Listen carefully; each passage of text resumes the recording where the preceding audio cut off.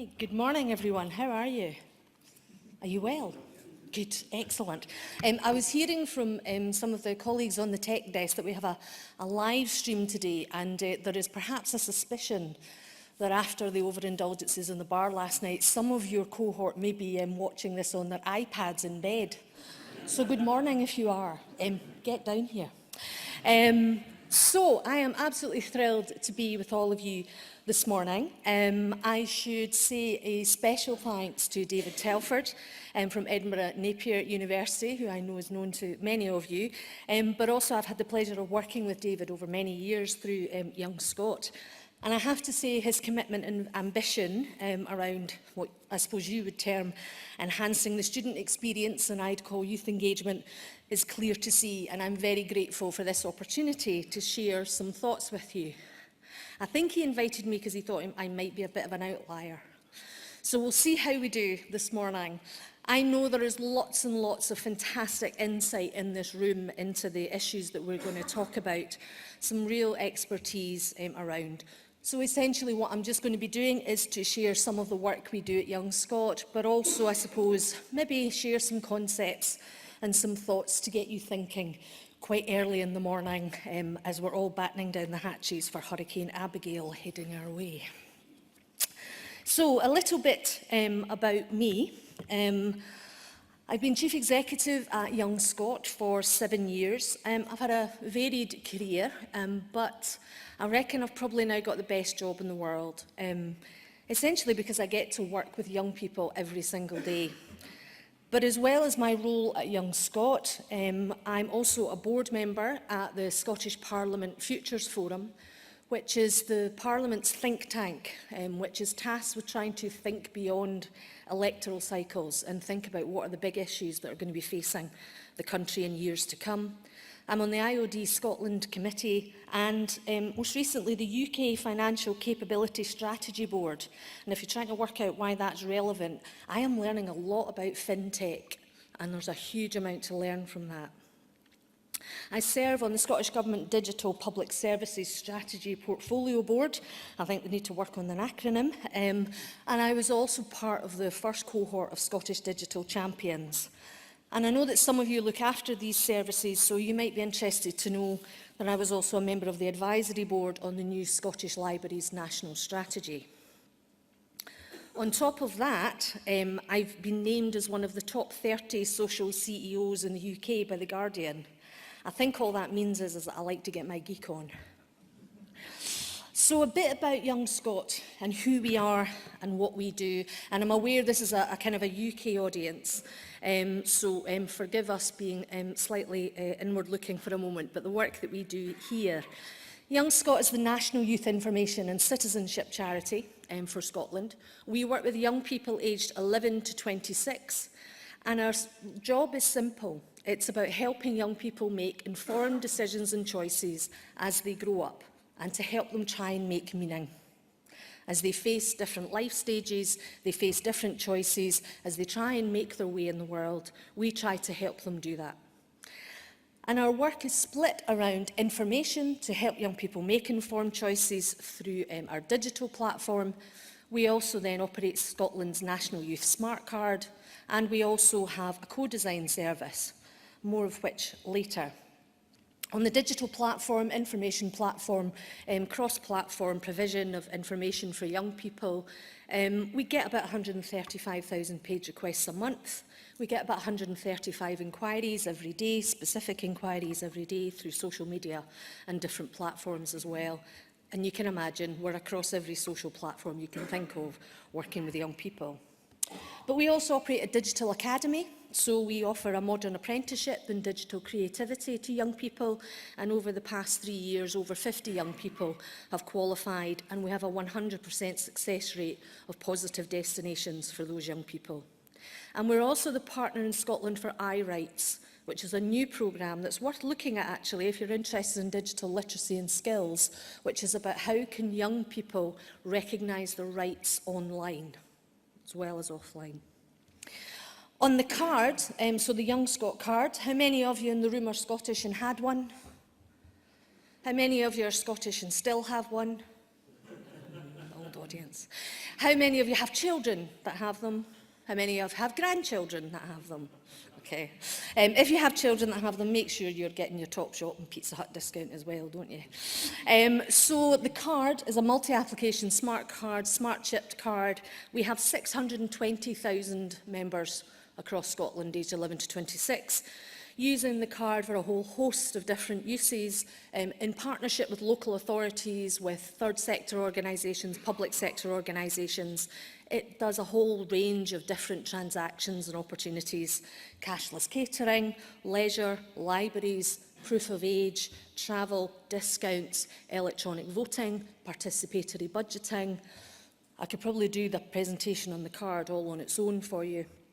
A couple of interesting developments of the card that may be of note for you is that we have a rewards programme on the card where we add points and rewards if young people do positive activities. So if they do the activity, they tap the card against the reader adds their points, and then they can claim from different rewards. And the rewards tend to be opportunities and experiences. We can use this as a very bespoke tool to work with partners, and the most recent one is we worked with SAS, who were keen to incentivise early application because they had a real issue with students applying late, essentially, for SAS. So we added the Young Scot Points and Rewards programme to that SAS process, and they had over 3,000 applications in 48 hours when we went live. We also look at collaboration and shared services platform, key to our approach, and our partnerships with Dundee College and the University of Abertay is a great example here, where we actually operate a joint matriculation card. So there is a single card in Dundee. And at Abertay, that's used for library, access control, photocopying, print credits, etc. But the interesting bit is it then links the student and the learner to the community beyond the campus, because they can then use the card in the campus and connect. At Dundee College, it's used for the library, network ID, cashless services, and travel. And travel is an interesting one in Dundee. They opted to look at putting the transport bursary that they offer to some students with National Express onto the card. So rather than it being paid into a bank account, or rather than it being on a pass, it was put on the card, and the young people just tapped in and out as they travelled. Of those eligible students who took part, 90% reported they were more likely to go to college every single day, because they could always get there. They always were able to get the bus and get there. And if they were lucky, one of their friends would buy them a bacon butty when they got there, I suppose. So there are ways that we can use the card, so although it's a kind of a universal entitlement for young Scots, we can actually use it in a very, very targeted way. Now, I wasn't actually asked to talk to you about young Scots, so I'll stop there. But what I will talk to you about is young people and tech. Latest research suggests that young people in the UK are spending, on average, 27 hours a week online, with huge use of messaging platforms like FB, Messenger and Snapchat. And on Snapchat, 800 million Snapchats uploaded every day. It would take you 10 years to view all the photos shared on Snapchat since you've had your breakfast this morning. 45% of users are 18 to 24, 70% are female. There are 300 million active users on Instagram, 70 million photos a day. But get this, it's got an engagement rate 58 times higher than Facebook and 120 times higher than Twitter. Which platforms are you using for your engagement, I wonder? But while social media use might be big, it's not always super fun. Children and young people using social media over 3 hours each day are more likely to report mental ill health symptoms, according to the ONS. And 2 weeks ago, research from Glasgow Uni showed that pressure to be on social media 24/7 causes anxiety and depression in teens. Almost half of all 12 to 15-year-olds know someone with experience of negative and online activity, bullying, sharing embarrassing photographs. And more girls than boys experience this. And more girls report they feel under pressure to appear popular and attractive online. And we know this. We recently did some work with 12-year-old girls about digital and health messages. And I sat there as 12-year-old girls competed over the size of their thigh gap that they'd seen on social media. Now, FOMO, you might know. Fear of missing out? Yeah. But how about nomophobia? That's the word used to describe anxiety about separation from our iPhones. And many have had that. So there's lots happening around these sorts of things and lots of stats. But getting down to basics, don't go into this thinking everybody's tech savvy and media savvy. Around 23% of those aged 15 plus, 12.6 million, do not have basic digital skills. And when you ask young people what digital skills they have, they will tell you they're fine because they can use a search engine and they can send a personal message. A recent Vox Burner report showed that young people's favourite digital innovation of 2014 wasn't the iPhone 6 or, I'm afraid to say, the existence of MOOCs, but 3D printing, the power to create. And they're also not as keen to go digi-warp speed as you might think. The same report showed that young people prefer trusty click and collect services as opposed to drones flying overhead to drop off yet another replacement phone charger.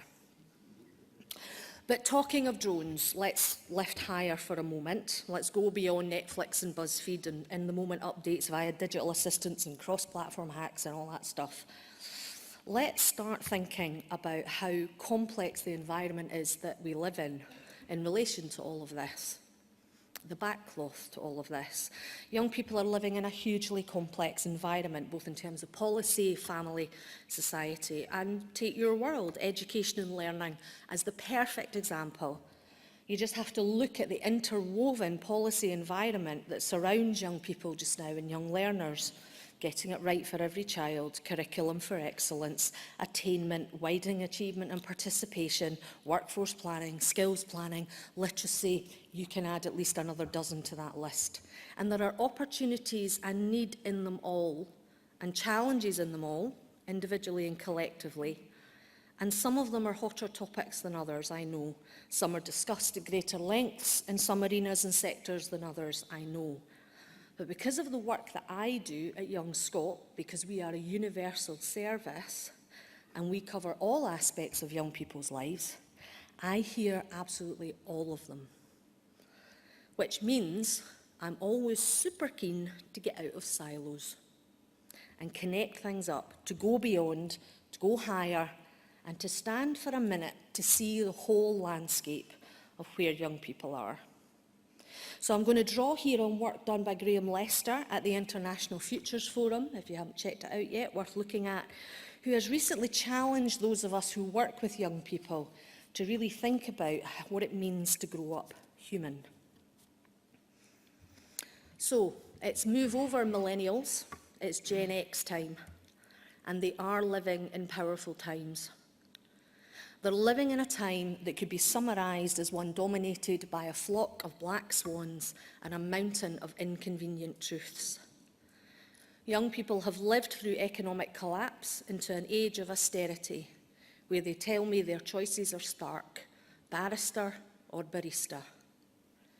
The stats I gave earlier demonstrate the rise of digital, but the demands of an interconnected modern life. Only 22% of young people in the UK, 22%, think they will have a better life than their parents. 20% of long-term unemployed think that they have nothing to live for. 1 in 12 young people in the UK are self-harming, and the rates of admission for self-harm to inpatient services has increased by 70% in the past 10 years. 1 in 5 children and young people are living in poverty, where teachers have to feed them before they can teach them. Our culture is in crisis, where misogyny and sexism are a part of everyday life for young girls. And only 7% of looked after school leavers progress from school to HE, compared to 39% of their non-looked after peers. And talking of looked after young people, research published last year showed that for over 25% of looked after young people by the age of 20, nobody has ever told them they love them. Imagine getting to 20 and never being told that you are loved. All that, and we've trashed the planet, and we expect them to fix it. And far too often, I find myself wondering how loudly young people need to cry before we really hear them. In this complex and powerful world, what young people want is to make meaning. It's what we all want. But often the response to such complexity, such complex times, is mechanistic. Technical solutions to tackle existential problems. And I'm sure this is a picture you might recognise in your world. IT is the panacea. We will build a system. It will work. Fine, lots of it is useful. It's vital even. It has its place. But we know that they are not sufficient on their own to achieve the transformation of the scale that we should be aspiring to in terms of supporting young people to achieve their full potential. When we know young people to make meaning need a safe base to grow from, alongside a safe haven to return to for nurture, are we really responding as we should? Now, in case you're wondering where the link is, this is where you come in. Because when I was thinking about this audience and doing my research about all of you and what you do, what potential you have in this space. After all, what are our colleges and universities for if they're not to provide a safe space to grow from? What else are you for? Learning and education is critical to that.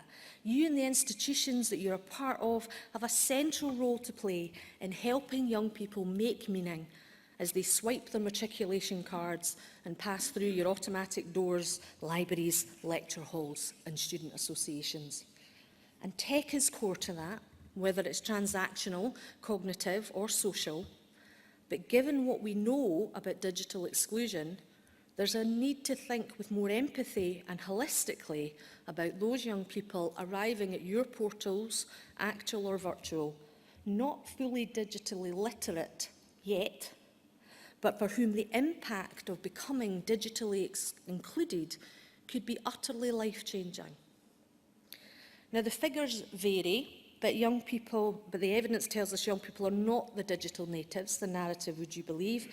They are social media savvy up to a point, but when it comes to completing online forms, applying for SAS, creating a CV, or using Moodle to access course materials, there are huge gaps in capability.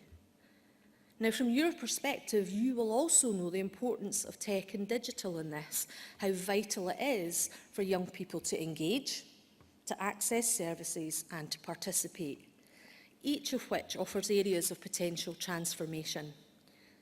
It isn't about you being the gatekeepers of tech. It's not about you being the masters or mistresses of tech. It's about you being the architects of spaces that allow young people to flourish and become positive agents of change. Young people see studying and learning new skills are absolutely central to preparing for their future, to better their chances. What a life stage for you to be part of and to be able to shape. What a privilege. And the power of what you curate is extraordinary. Now, this takes me to co-production and co-design. Bit of a leap. But it's something you may have heard of. It's an emerging model across public services, which has the power, I think, to genuinely transform your engagement with learners and the student experience. Part of what Young Scot is trying to do is expand the boundaries about how young people are involved in decision-making and service design.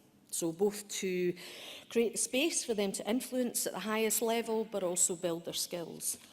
Now, there is a lot of jargon And I know people are slightly nervous of things being dressed up as something fancy and new, and it's just kind of common sense. But I would say to you that co-design and co-production are very specific.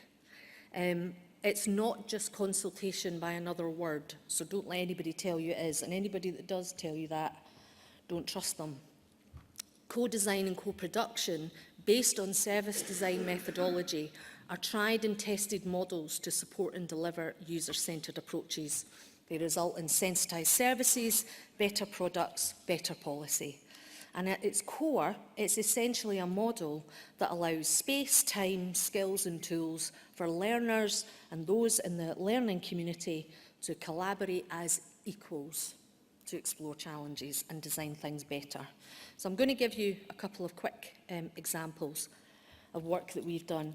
So the first was Leaders of Learning, which was a programme that we did with secondary school pupils in senior phase, some of them, which was they basically hacked the curriculum. They took it apart. So they spent 6 weeks looking at the whole kind of learning curriculum that they had, but what they wanted to do with themselves was look at the impact of digital in their learning. And because they felt it wasn't being used properly to help them learn. So they basically, working with us, working with teachers, youth workers, others in the community, the young people hacked the curriculum, pulled it apart, thought about what the outcomes were they wanted to achieve, etc., and actually put it all back together again. And they did some incredible, thoughtful, inspiring work. They presented at the Scottish Learning Festival this year, and they were just the talk of the steamy. They were just amazing. And they also, the best bit was they designed their own Oculus Rift tool for learning, which was just brilliant. They prototyped it. It was just great stuff. So they're hacking the curriculum using this model. We've also done work where, with Police Scotland, when Police Scotland became a single service, they wanted to find out what young people thought that new single service should be like. And they were originally going to do a consultation and a survey, and we persuaded them instead to do 6 months' worth of work where there were teams of local teams across Scotland of young people, included young homeless, included young people who had experience of secure care, included young people who had been in prison, it included young people who had experience of negative experience with police in communities. And they actually looked at what their vision for that service was, working with the senior executive team. That's had a phenomenal impact, because out of that, the young people then presented their findings and their recommendations to the Chief Constable, to the Cabinet Secretary, to the senior executive team. And I watched as the Chief Constable tore up his speech that his PR team had prepared for him and throw it away, and stand and commit immediately upon hearing from the young people and their ideas to 2 things. So the first one was a panel. So a young people's panel, which you can see there, who are now holding Police Scotland to account and the executive team. They've done reports on stop and search. They've been working with Her Majesty's Inspectorate of Constabulary. They've also been working with the Scottish Police Authority to actually talk about how services can improve. And we also, as part of it, have supported a team of young volunteers to get involved in community safety. And in 18 months, the numbers have gone from 120 to 500, and we'll have 1,000 by next year. So holding to account, holding power to account. And then the last one is the Youth Commission on Smoking Prevention, a year-long piece of work. Scotland has an ambition to be a smoke-free nation by 2034. I spent yesterday looking at all kinds of research on e-cigarettes. I'm now a bit of an expert on it, if anybody needs any guidance. But the young people spent a year looking at all the evidence around smoking. Again, an independent panel, very representative. And in case you're thinking it, these are not the usual suspects in terms of young people, although I have a bit of an issue with that phrase anyway, but these are young people who would not normally step up for this kind of opportunity. We went out and about across Scotland to work with partners and others to involve young people who had experience of this and who wanted to kind of have their say. But this is not your kind of typical kind of young people you would perhaps see on stage. And they have worked to develop recommendations which they presented to the Minister based on a year's worth of evidence hearings, witness statements, etc. And I can point to legislation now in Scotland that came from that commission, and current consultation that's ongoing around e-cigarettes, smoking in cars, etc. Again, I can point to where it was the Youth Commission that made that happen. Just some examples, there are many more. Now, I'm not Pollyanna about this, okay? I'm not saying this is all fabulous, and it's not always plain sailing. But we have learned that actually if you go into this kind of idea of actually working with your learners, if you're open and honest with everyone that's involved, if you manage expectations and break down barriers so that those young learners who perhaps wouldn't traditionally be involved can take part, and crucially, and I suppose this is the kicker, are willing to share your power, then something amazing can happen. If your organisation is still only at the stage of consulting your learners and students, and you're also wondering why nobody completes your week-long online survey about the latest proposal to change user password authentication models, then it's time to change. For a whole host of reasons, the tolerance for only that level of engagement with learners is diminishing rapidly. Authentic engagement with integrity is now expected, especially for those in public services. Now, I know there's going to be brilliant examples of practice in this room, and you may be hearing more of that from my colleague that's following me.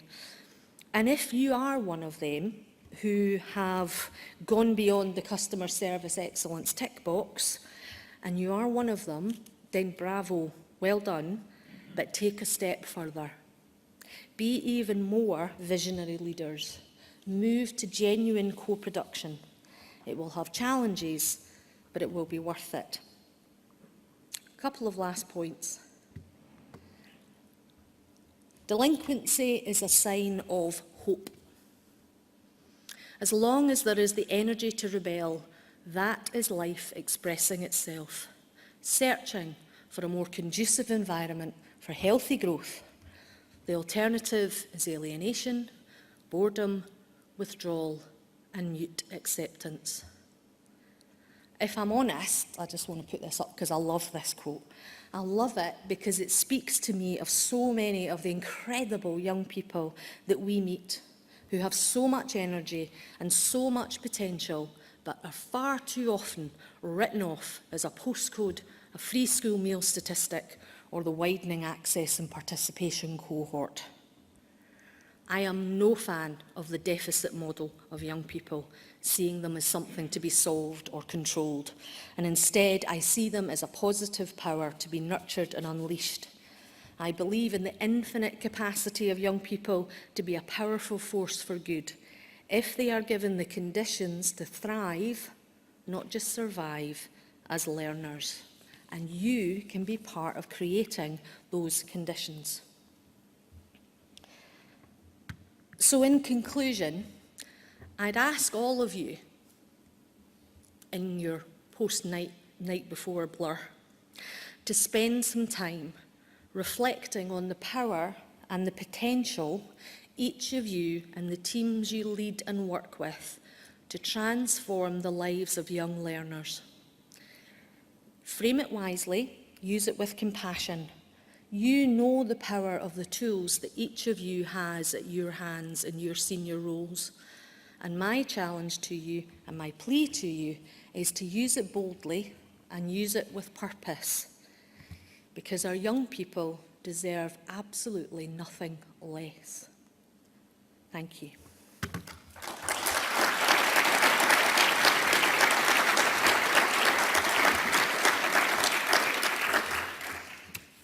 Thank you, Louise. That was very interesting. Are there any questions?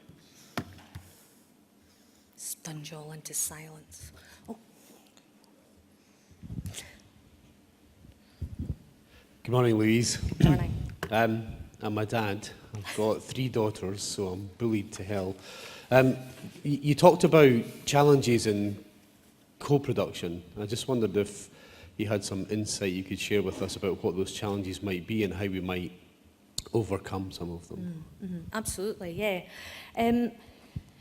There's some that are common to a lot of the kind of co-design and the co-production process, and it is a new and emerging thinking. There's some brilliant research from Nesta and from NEF, if you want to have a look at that, and then there will be other models that you'll know. Quite often there's a fear of working with those you're sort of seeking to serve, and that sharing of power thinking, but what if they come up with something we don't like, or etc. And so there's a bit of a cultural piece to think about. And that's what we mean when we say sharing power, about thinking about what you will gain and what everyone will gain from making it better. If you're committed to continuous improvement, if you're committed to creating an empowering culture in terms of what you're doing, then that's actually a bit of a deep breath and go for it. The other challenge quite often is people are a bit like, we're not quite sure what questions we want to ask. So we need to have decided first before we then go out and speak to our learner. And actually, no, the best time is the point when you have absolutely no idea what the question is, because that's where the really rich conversation comes, because you're then saying, well, actually, this is where we're trying to get to, we're seeking to achieve this is, etc. And that then becomes a shared conversation. You're then sharing knowledge with your learners and those that you're working with in terms of understanding your perspective. It's all good participatory and deliberative discussion. And you'll probably all have teams in your universities and colleges that actually teach this stuff. So there's a bit about doing it too. So that when you don't know the answer, or the question, is the best time to involve them. But that managing expectations, again, we work with partners to say, yes, but what if they want the world and we've only got this amount, or etc. And again, we'll then just be honest, because that's what democratic discussion, consensus, debate is all about, is actually that honest engagement. So sharing power, sharing your uncertainties, sharing your questions are a cultural challenge for many, absolutely. But what we tend to say is just, get those that are keen to start the ball rolling, try things out, involve partners. Collaboration is key as well. Involve other partners. Don't think you have to do it all on your own.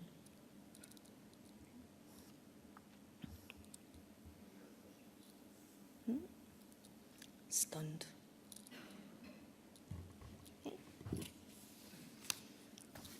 I have stunned them all into silence. There you go. Yeah, no, thank you for your time. And I'm afraid I have to scoot off, but if anyone does want to ask any questions or follow anything up, I'd be absolutely delighted to have a conversation with you. So thank you.